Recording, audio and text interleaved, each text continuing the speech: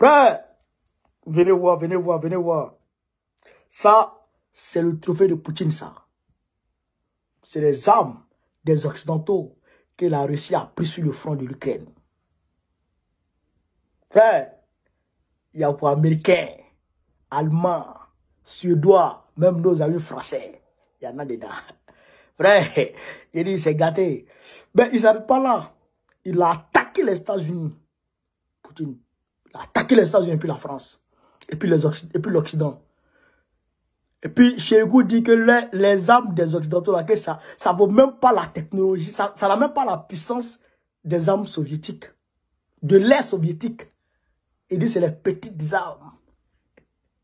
Et puis, il m'en garde contre un certain nombre de choses que vous allez découvrir dans cette vidéo. Mais il ne s'arrête pas là.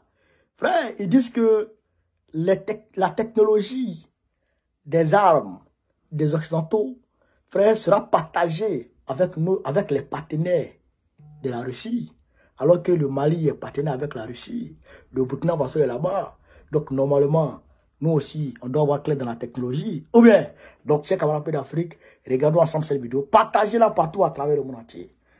Le forum L'Armée 2023 se poursuit avec l'exposition des armes ukrainiennes et occidentales capturées lors de l'opération militaire spéciale. Autant de trophées de guerre pour l'armée russe. Voici, c'est le début de l'exposition. Tout juste derrière moi, vous pouvez voir 3 combattants ukrainiens équipés d'armes occidentales. Voici par exemple est un système anti-char BGM-71 de production américaine. Elle était capturée à Mariupol. Voici, c'est un autre exemple d'armement occidental. C'est une lance-grenade de production suédoise Sakrat. Enfin, ici, vous pouvez voir la mitrailleuse américaine très connue dans le monde entier, Browning M2. Elle est calibrée en 12,7. Et ce n'est qu'une partie de cette exposition.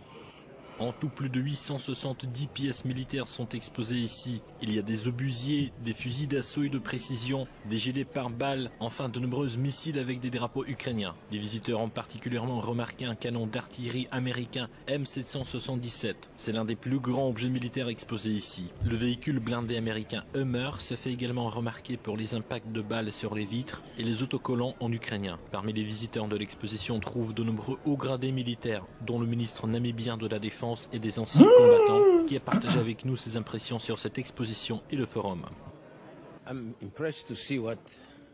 Je suis impressionné de voir à quel point cette guerre est destructrice. Cela me donne l'impression que ceux qui soutiennent cette guerre ne contribuent pas à la paix dans le monde. Et en général, quelles sont vos impressions du forum ? Le forum est très instructif. Il a réuni beaucoup de gens. Des gens qui veulent la paix dans le monde, des gens qui ont des points communs, des gens qui disent « Nous voulons décider de notre propre destin. Nous ne voulons pas qu'on nous dise ce qu'on doit faire. Nous voulons le faire nous-mêmes. Nous voulons coopérer avec tout le monde. » Nous pensons que l'objectif de la conférence est atteint. La deuxième partie de l'exposition se trouve ici en plein air. On trouve ici des chars, des voitures blindées de combat, des canons, voire des patrouilleurs. Voici par exemple un char français AMX-10. Il était capturé dans un état quasiment idéal lors de la libération de la République de Zaporogier. Voici un véhicule blindé de fabrication néo-zélandaise, ou plutôt ce qu'il en reste. L'autre spécimen est un véhicule britannique relativement nouveau, le Husky. Il a été capturé lors de la libération du village Novodonetskoï dans la République populaire de Donetsk. Ceci est un véhicule d'infanterie suédois, le SV-90. Il a été touché par un tir de lance-grenade. De nombreux patrouilleurs font également partie de l'exposition. Ils ont été amenés ici depuis le port de Mariupol. Comment expliquer une ampleur inédite de l'exposition? Une partie de la réponse est à retrouver dans la déclaration du ministre russe de la Défense. Dans de nombreux cas, le matériel même de fabrication soviétique surpasse les modèles occidentaux en termes de qualité de combat. Nous disposons de données de contrôle objectifs montrant la destruction de chars allemands, de véhicules blindés américains, de missiles britanniques et d'autres systèmes d'armes. Nous sommes prêts à partager les évaluations des faiblesses du matériel occidental avec nos partenaires. Un fait surprenant. Cette exposition n'est pas nouvelle. Elle fonctionne depuis août 2022 et dès lors, elle ne cesse de s'élargir. La question qui se pose actuellement, si l'année prochaine, elle deviendrait encore plus grande. Or ici, beaucoup dépend de la politique des autorités de Kiev et de l'Occident.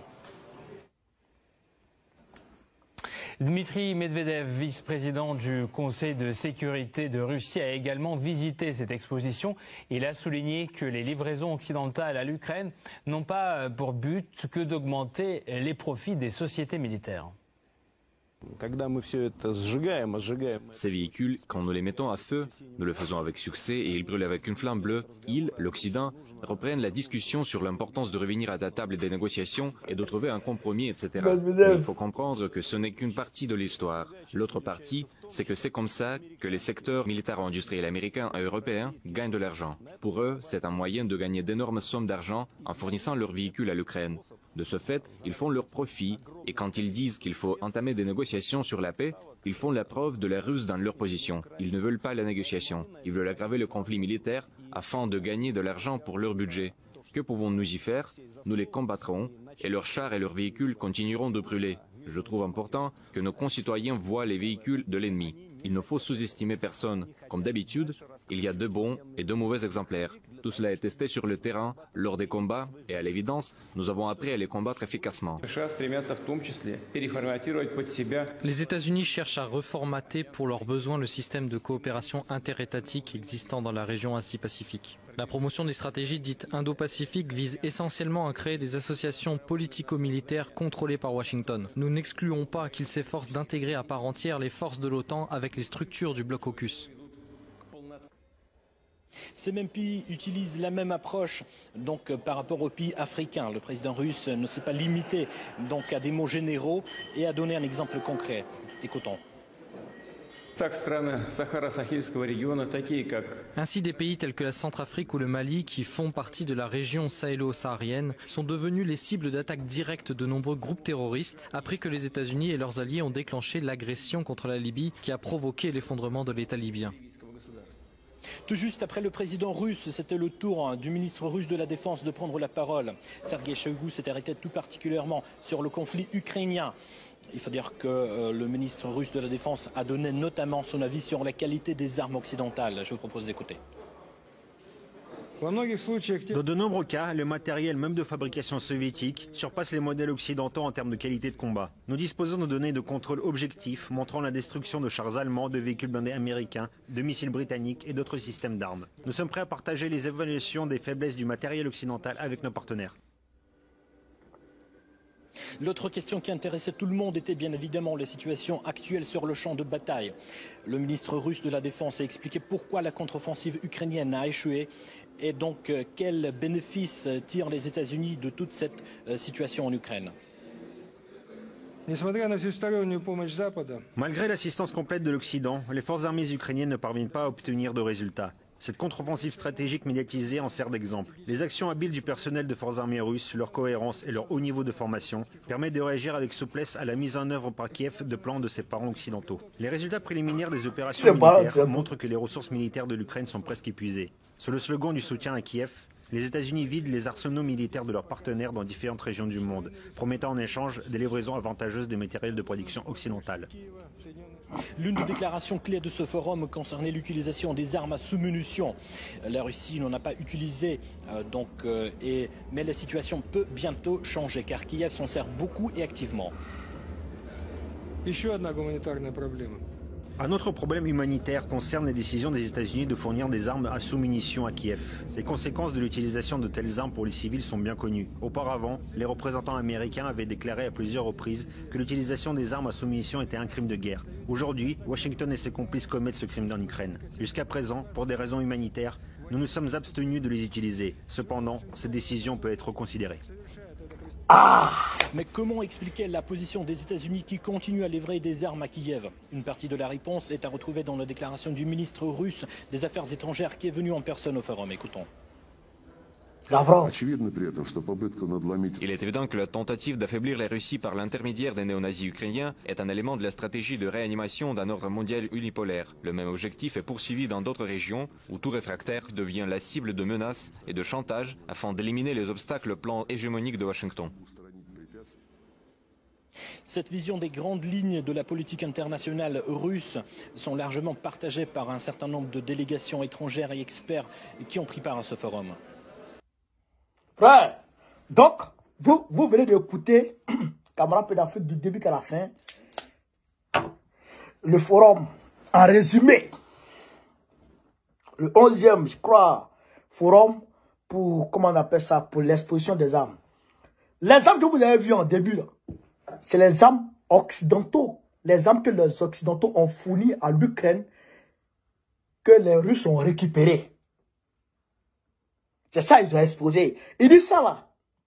Ils vont donner la technologie de ces armes-là à leurs partenaires. Les gars, les chats, vous avez vu les chats, vous avez vu les chats français là. Frère, ils vont donner la technologie à leurs amis. Oui, donc, ça veut dire qu'aujourd'hui, Sadio Kamara est là-bas. Il sait qu'il est parti à sa délégation. Il y a des techniciens là-bas. Donc, ils n'ont qu'à donner la technologie, nous on fabriqué ça aussi. Frère, non, il dit, les chars Abrams des Américains, eh ben c'est bête. Les Américains, c'est bête. Leur technologie, c'est vrai qu'ils sont en train de donner la technologie aux Russes comme ça. Ils ont récupéré la technologie. Maintenant, ils vont donner ça aux gens. Frère, non, la guerre, c'est vrai que c'est stratégie, quoi. La guerre, c'est stratégie. Donc là, le peuple russe qui est venu, qui a vu ça, s'est dit, ah, vraiment, oui, nos soldats, ils sont sur le terrain, ils font quelque chose. Mais il a dit quelque chose, Sergei Shoigu a dit quelque chose qui est intéressant. Shoigu dit, les armes à sous-munitions, là, les États-Unis, comment dirais-je, l'Ukraine utilise, parce que les armes à sous-munitions, c'est comme c'est des bombes, c'est des, on va dire, c'est des obus. Quand ça pète comme ça, quand on lance, ça descend. En descendant, il y a beaucoup de, ouais, il y a beaucoup de sous-munitions dedans, de bonbons dedans qui se détachent et qui se dispersent. Vous comprenez? Qui se dispersent sur un territoire, sur un périmètre bien déterminé et qui, quand ça tombe, ça pète comme des œufs. Vous comprenez? Mais il y a certaines munitions, il y a certains bonbons qui se détachent là, qui n'explosent pas. Vous comprenez? Qui n'explosent pas instantanément. Mais si ça n'explose pas, c'est pas parce que ça n'a pas explosé aujourd'hui que ça n'a pas explosé. Ça peut exploser peut-être dans 2 ans, 3 ans, 10 ans, 15 ans, 20 ans. Donc ce qui veut dire que si ça n'explose pas aujourd'hui, et que la guerre finit, dans la reconstruction de l'Ukraine, ça peut exploser. C'est-à-dire les maçons qui seront en train de déblayer là, ça peut exploser sur eux, puis ça les tue. Vous comprenez? Donc, c'est un crime humanitaire. Parce que là, tu ne vises pas les combattants qui sont face à toi. Tu ne vises pas que l'ennemi. Tu vises même les enfants qui vont venir après. Donc, c'est un crime humanitaire. Donc, comment dirais-je, donc, Sergei Shoigu dit qu'ils vont, eux, ils n'utilisent pas encore. Donc, comme l'Ukraine utilise beaucoup, eux, ils vont reconsidérer leur position. Donc, ce qui veut dire qu'ils peuvent en utiliser. Vous comprenez? Ils peuvent en utiliser. Donc, là, c'est pas bon. S'ils vont déployer ça à Kiev, où les Russes, ils frappent partout, hein. Alors là, il n'y a pas un village où petit, il n'y a pas un point de l'Ukraine qui ne sait pas qu'il y a la guerre. Ils frappent partout. Donc, s'il va frapper en milieu de Kiev, en plein centre-ville de Kiev, et qu'il y a beaucoup qui n'explosent pas, et que les petits Ukrainiens là sont en train de marcher avec beau, et moi, il y a Poutine à dire. Alors qu'il vous a dit arrêtez. Donc, il a dit aussi, Poutine lui-même a dit, que les Américains sont en train de créer des associations armées au niveau de l'Indochine pour essayer de attaquer, on va dire, essayer de jeter le terrorisme au niveau de la Chine pour essayer d'affaiblir la Chine. Parce que si après, s'ils ont pu affaiblir la Russie, ils vont s'attaquer à la Chine. Mais c'est utopique, ce n'est pas possible. Donc, il a pris l'exemple pour dire c'est ce qu'ils ont fait au Mali. En cassant la Libye, ils ont créé des groupes terroristes au Mali et puis en Centrafrique. Le Mali, ça passe par les terroristes passent par le Mali, le Niger, le Tchad et ils rentrent en Centrafrique pour aller faire n'importe quoi là-bas. C'est ce qu'il a expliqué. Donc, comme c'est ces partenaires clés qui sont là, les partenaires clés de la Russie qui sont le Mali et puis la résistance africaine, aujourd'hui au Mali, c'est en Afrique, c'est les partenaires, on va dire, sûrs actuellement en Afrique. Mais le Burkina Faso et d'autres pays s'ajoutent dessus, bien sûr. Avec le Niger qui va venir, tout ça s'ajoute dessus. Mais aujourd'hui, quand Poutine veut parler de partenariat en Afrique, ses premiers réflexes, c'est le Mali, la puissance africaine, parce qu'il a beaucoup d'accords avec ceux-là.